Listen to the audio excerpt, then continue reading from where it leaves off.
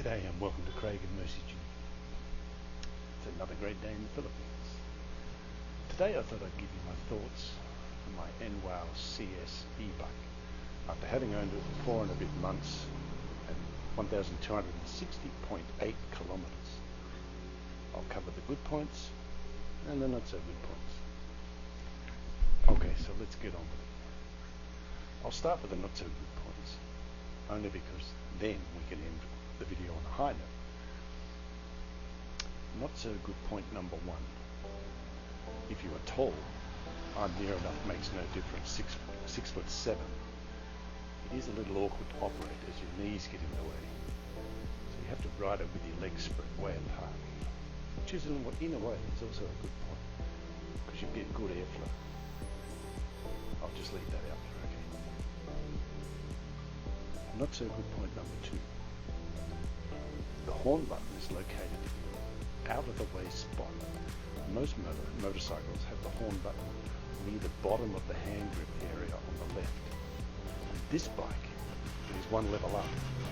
Now that may not bother most people, but in the Philippines, the horn is a vital component and must be easily reached.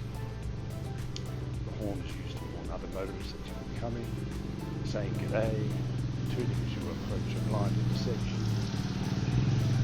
that you are passing someone. So after the brakes, it is a vital component. I've lost count how many times I've meant to blow the horn and have been clicking the indicator button instead. Not so good point number 3. Now this is only a not so good point if you are, like me, over 100 kilos. So with myself, Mercy, and groceries in the top box, we're probably nearing the 200 kilogram weight limit, and if we have to negotiate a steep hill, it will be slow. 7 to 18 kilometers per hour slow sometimes.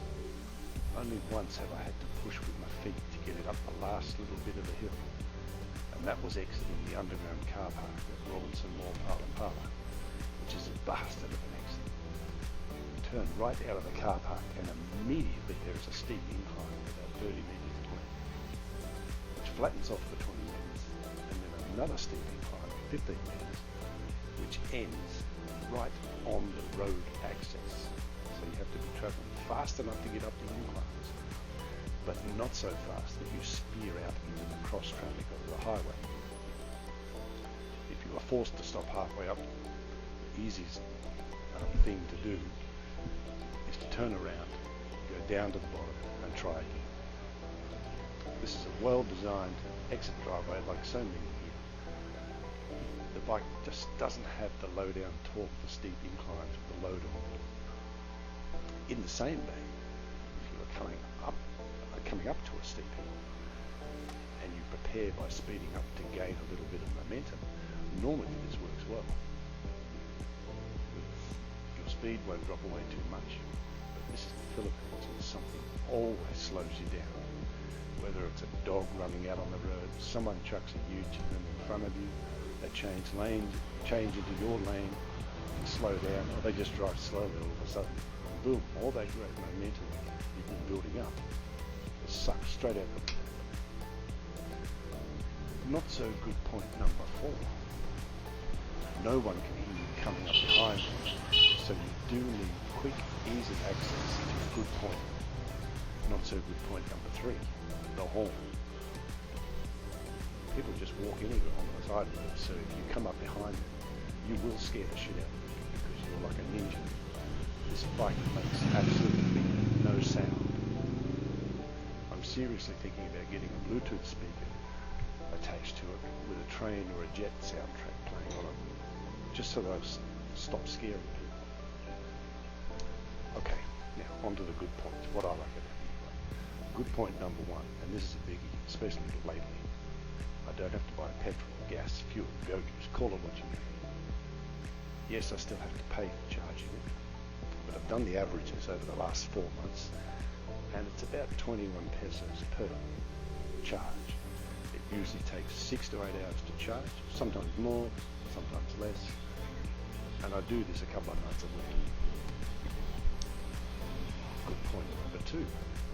It is quick.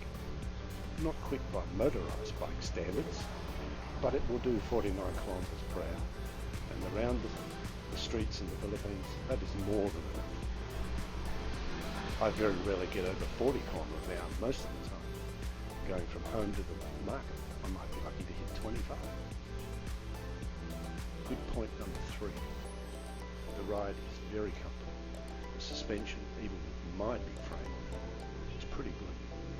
Again, we're probably at 75% load limit, but I've never had either the front or the rear suspension bottom out.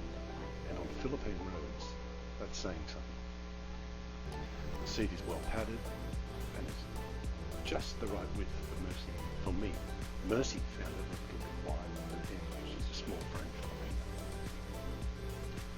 Good point number 4. It is light. It only weighs 7 kilos.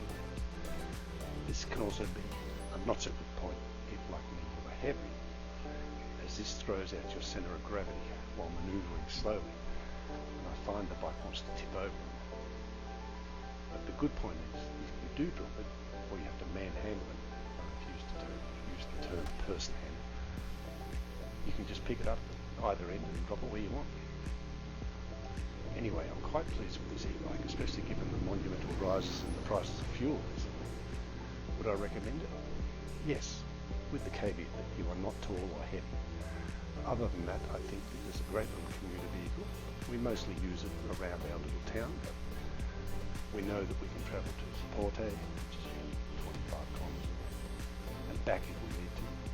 The 80 kilometre limit on charge is a bit of a hassle, but this is not a touring machine, it's a short commuter. So for under 40,000 pesos, there was a promo on this. Normally it's 43,000 pesos. It is a great buy for a single person or a two-person home. Well, that's enough for me. I hope you all enjoyed this video, and I'll see you all in the next one. Stay safe, stay healthy, look after your loved ones, look after your pets. Hooroo.